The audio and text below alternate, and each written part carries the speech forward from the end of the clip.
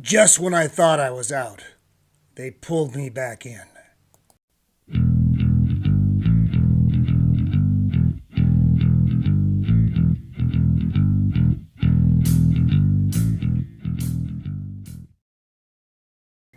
Greetings and welcome once again to Roman of the Empire. I am your host, Roman. Today we are talking about Andor Episode 7, an announcement. Admittedly, I didn't think I was going to do this review. I was kind of done with the show after last week. But today's episode was good. I was a little worried that the length was going to make me sleepy time again, but it's a longer show, but there was a lot more going on in this episode that kept me engaged.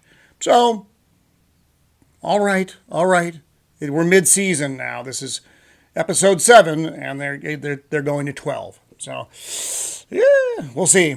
I don't know I could fall asleep next week though. I don't know how this whole thing goes. You'll remember the big heist episode happened last week, which was a technical success. A lot of people died, but it did do exactly what Luthen wanted it to do.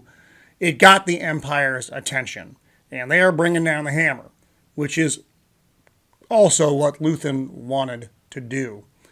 And we'll get there in a second. So Cass comes home to Ferrix. That's that kind of desolate looking, essentially an industrial planet where everything started. He's going back to pay off his debts, to see his adopted mother, and Brix, that's the girl that kind of brought Cass into this whole thing, setting him up with the connection to Luthen. Well, now the planet's under Empire control. Everybody blames Cassian Andor for this, so he's not safe there, and he needs to go. But his adopted mother's like, I'm too old for this. I'm going to stay here and fight in any way I can. The rebellion has started, and Bix is just basically like, you can't stay here. I'm not going with you. Good luck. You know, it's not a great homecoming for Cass. But it is what it is now. The rebellion has started in earnest with that attack on Aldhani. It set the Empire on a path that Luthen uses a line that is very good when he's talking to Mon Mothma. So they don't agree on this. She goes back to meet with him again at the antiquity shop. She thinks he's gone too far, and Luthen's basically, they've been choking us so slowly we barely even noticed anymore. With this action, the Imperial Security Bureau and the Empire in general is coming down hard on any act of rebellion, sedition, crime in general. They think they're acting like it's a robbery. We'll show them no one can steal from the Empire. The Emperor has authorized the ISB to up the sentences on basically all crime. So it's now you're living under the police state that we always think of when we think of the Empire. It's not as loose as it was, even just a little bit ago. And even then, it was pretty tight. And so we see Kayla. That's Luthen's assistant. She meets with Vel. Everybody's on Coruscant right now for this portion of things. And Vel's like, well, what happened to my friend who's on the planet? And Kayla's like, she's doing her job. And then she tells Vel they have a loose end.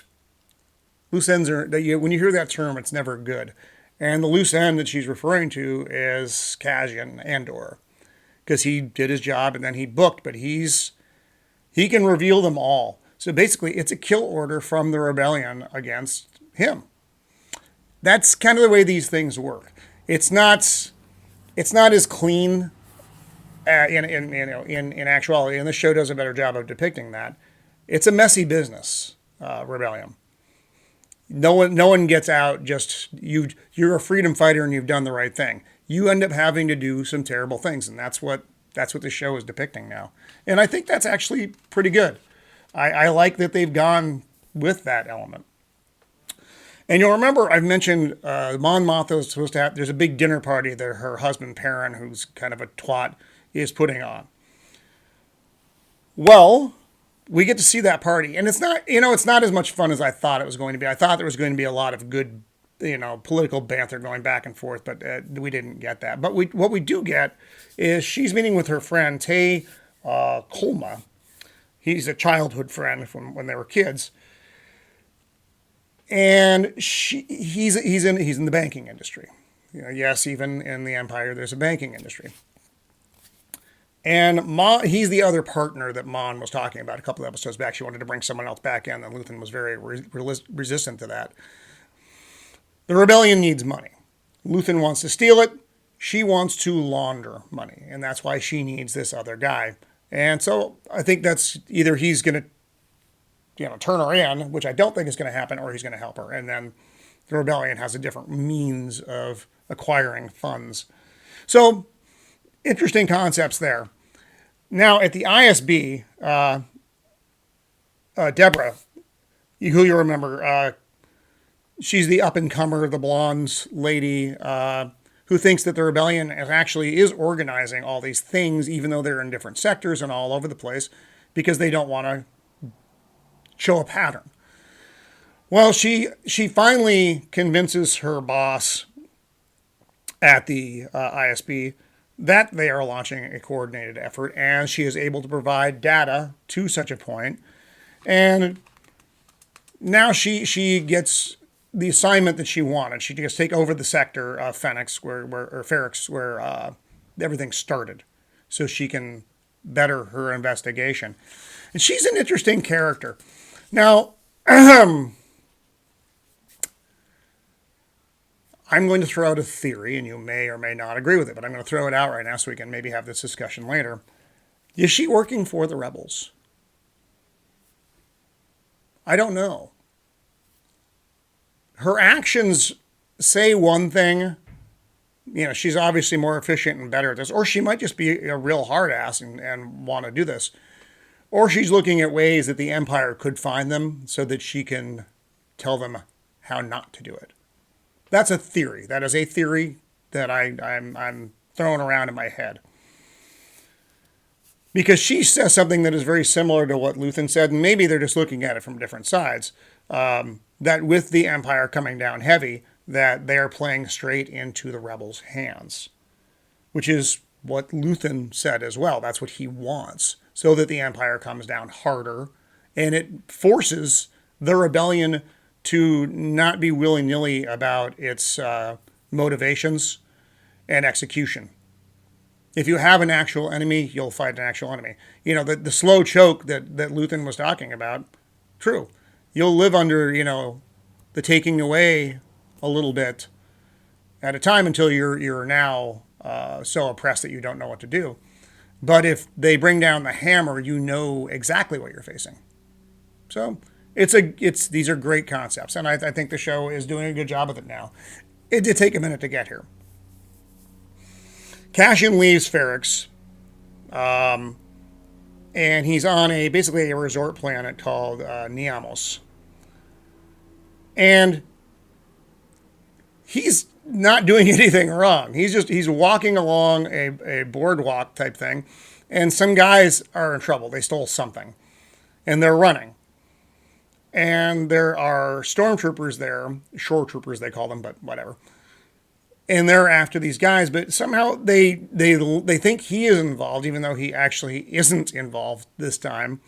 He meets, they put him basically under their charge, a K2SO droid, which you would recognize from Rogue One, holds him, and then now he gets his hearing, which takes about 2 minutes, and is sentenced to 6 years in an Imperial prison. And this is where, you remember Cyril Karn, the annoying contractor security guy who basically failed on Ferrix and brought all this to happen. He now works for the Statistics Bureau, It's an imperial job at the Statistics Bureau, which is, whatever. This is the job his uncle got him. But he now has tracked down Andor. So remember, he blames Andor for everything, even though it's his failing. So that's where we are with this. Not a bad episode. Not a bad episode at all. They put some things in place, and I was way more interested in this episode than I have been in any of the other episodes. So there we are. Like I said, next week could be sleepy time again, but this week they did a good job with it. I do like these ideas that rebellion isn't clean. That there are things you have to do that you don't want to do, and are even wrong, but have to be done to further the thing. That's, I'm sure our own revolution wasn't very tidy back in the day. Other countries do it in very messy ways. The French did it in an incredibly messy way. But this is showing you not just Princess Leia and, shiny starfighters. It's interesting to me. Maybe it's interesting to you. Guess we'll find out next week how interesting they decide to keep it for all of us. For now, this has been Roman of the Empire signing off. Please like and subscribe, as it does help the channel. Be kind.